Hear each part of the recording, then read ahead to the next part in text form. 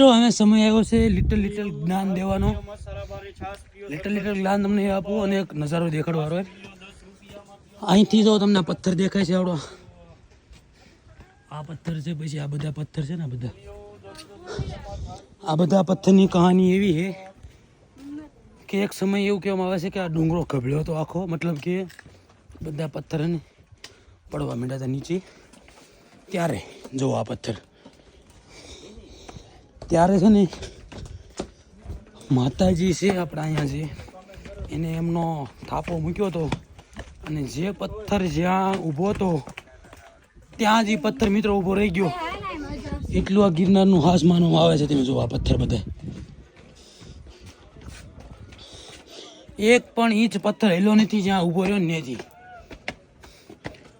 એક બે પથ્થર એવા છે જે ખાલી આટલી કમથી પાણાની કાંકરી ઉપર ઊભા રહ્યા છે. આ જો બધા પથ્થર ને કોઈ એક પથ્થર મૂકેલા કોઈ નથી, બધા એની રીતે જ તે ગોઠવાઈ ગયા.